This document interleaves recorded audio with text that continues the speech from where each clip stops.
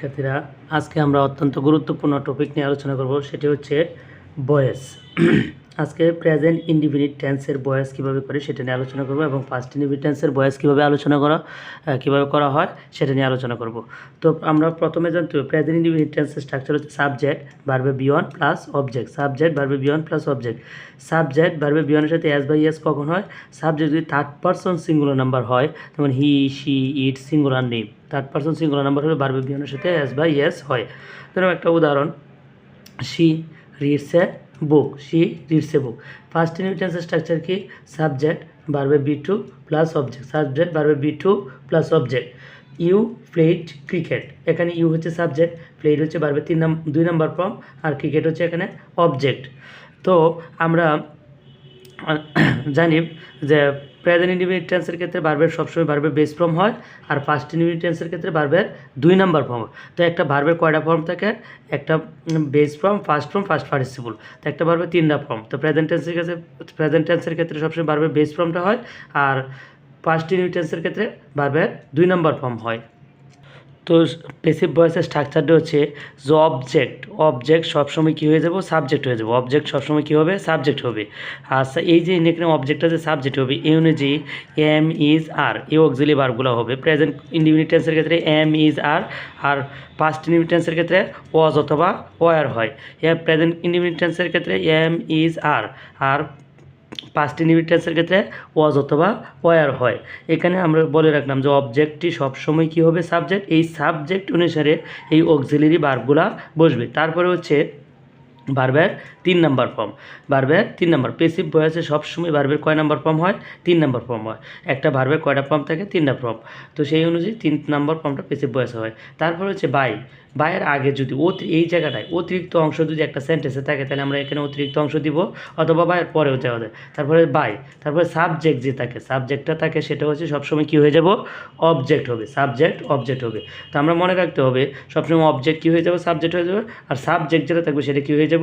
Object হয়ে যাবে। তারপরে এই যে সাবজেক্ট অনুযায়ী এম ইজ আর ওয়াজ ওয়ার যে অক্সিলারি ভার্বগুলো আছে সেটি বসবে। তারপরে হচ্ছে ভার্বের তিন নাম্বার ফর্ম, তারপরে হচ্ছে তারপরে হচ্ছে সাবজেক্ট অবজেক্ট। তো আমরা এই যে সাবজেক্ট অনুসারে সবসময় অক্সিলারি ভার্বগুলো ব্যবহার করব। তো প্রেজেন্ট ইনডিফিনিট টেন্স এবং পাস্ট ইনডিফিনিট টেন্সের কতগুলা উদাহরণ আমরা আলোচনা করব এখন। যেমন হি রাইটস এ লেটার, আমরা যে থার্ড পারসন সিঙ্গুলার নাম্বার হচ্ছে হি, শি, ইট সিঙ্গুলার নেম, যেখানে হি বসছে তাই ভার্বের সাথে অ্যাস হয়েছে, সুতরাং হি রাইটস এ লেটার। সুতরাং আমরা ভার্বের বেস ফর্ম যে সেন্টেন্সে হয় সেটা হচ্ছে সাবজেক্ট হলে ভার্বের বেস ফর্ম হলে সেটা হচ্ছে প্রেজেন্ট ইনডিফিনিট টেন্স। তো আমরা বলছি অবজেক্ট প্যাসিভ ভয়েস করার সময় অবজেক্টটি কী হয়ে যাব? সাবজেক্ট হয়ে যাবে। এখানে অবজেক্ট কি? A letter. ভার্বের পরে কি থাকে? অবজেক্ট থাকে। অথবা ভার্বে কি কাকে তারা প্রশ্ন করলে যে উত্তর পায় সেটাও হবে কি? অবজেক্ট। এবং আমি বলি সে কী লিখে, এখানে এ লেটার, একটা চিঠি লিখে, তো এখানে এ লেটারটা হবে সাবজেক্ট। তারপরে সে অনুযায়ী কী দেবো? Auxiliary verb. যেহেতু এ লেটার হচ্ছে singular, third person singular number, এই জন্য এর সাথে ভার্ব কী হবে? ইজ বসবে। তারপরে হচ্ছে ভার্বের তিন নাম্বার ফর্ম। তো রাইট, রুট, রিটেন। তো রিটেন হচ্ছে ভার্বের তিন নাম্বার ফর্ম। তারপর হচ্ছে এখানে অতিরিক্ত অংশ নাই, সুতরাং অতিরিক্ত থাকলে বাইয়ের আগে রেখে দিতাম, অথবা পরেও দেওয়া যেতে। তাহলে বায়ের পরে হচ্ছে কি? এই যে সাবজেক্ট যে আছে হিয়ার, এই বায়ের পরে কী হবে? অবজেক্ট হবে। সাবজেক্টের অবজেক্ট, হি হচ্ছে সাবজেক্ট, হিয়ার অবজেক্ট হচ্ছে হিম। ইউ রিড মোর বুকস, সেমভাবে ইউ রিড মোর বুকস, যেহেতু ভার্বের বেস ফর্ম, সুতরাং এটাকে আমরা প্রেজেন্ট ইনডিফিনিট টেন্স ধরবো। তো মোর বুকস, তো মোর বুকসটা হচ্ছে এখানে অবজেক্ট। তো এখানে কী লিখলাম? মোর বুকস যেহেতু প্লুরাল, সেই অনুযায়ী অক্সিলারি ভার্ব। তো এম ইজারের মধ্যে কোনটা বসবে?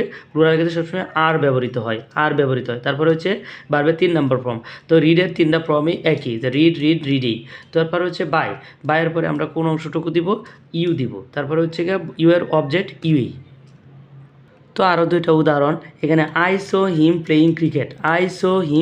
এটা কোন টেন্স? Past indefinite tense. কারণ হচ্ছে সিন, এখানে সো হচ্ছে ভার্বের দুই নম্বর ফর্ম। সাবজেক্ট হলে ভার্বের দুই নম্বর ফর্ম হলে সেটা হবে পাস্ট ইনডিফিনিট টেন্স। এখানে সাবজেক্ট ভার্বের আগে থাকে সাবজেক্ট এবং ভার্বের পরেই কী থাকে? অবজেক্ট। এরপরে থাকে অতিরিক্ত অংশটুকু। তো অতিরিক্ত অংশটুকুর জায়গায় রেখে দেবো। এখানে হিম হচ্ছে অবজেক্ট।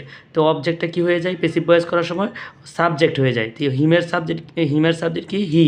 এরপরে হিয়ের সাথে কি হয়? অক্সিলারি ওয়াজ বসে। তারপর হচ্ছে ভার্বের তিন নাম্বার ফর্ম। এখানে সি এর তিন নাম্বার ফর্ম কি? সিন। যেমন সি, সো, সিন। তারপর হচ্ছে অতিরিক্ত অংশ, এখানে প্লেয়িং ক্রিকেট। তারপরে হচ্ছে বাইয়ের পরে আমরা কী দেবো, সাবজেক্টটা কী হয়ে যাবো, অবজেক্ট হয়ে যাবো। তা আয়ের সাবজেক্ট কি, আয়ের অবজেক্ট কি, মি। সেমভাবে হি হেল্পড আস ইন ট্রাভেল। তা আমরা বলে রাখলাম যে এই ভার্বের পরে যদি আস, হিম, হার এরকম অবজেক্ট থাকে, এগুলোই হবে অবজেক্ট। এরপরে প্রিপোজিশন থেকে যতটুকু থাকবে বা অতিরিক্ত, এটাকে আমরা অতিরিক্ত অংশ হিসেবে ধরে নেব। সুতরাং হি হেল্পড আস, এখানে হেল্প হচ্ছে ভার্ব, হি হচ্ছে সাবজেক্ট, আস হচ্ছে অবজেক্ট। তো আস হচ্ছে কিসের, আসের সাবজেক্ট কি, উই। তো উই এর সাথে সবসময় কোন ফর্ম বসে, ওয়ার বসে। তার ওয়ার পরে ভার্বের 3 নম্বর ফর্ম হেল্পড। তো হেল্পের 3 নম্বর ফর্ম কি, হেল্পটি। পরে হচ্ছে অতিরিক্ত অংশটুকু ইন ট্রাভেল বাইয়ের পরে হচ্ছে সাবজেক্টটা কী হয়ে যাব,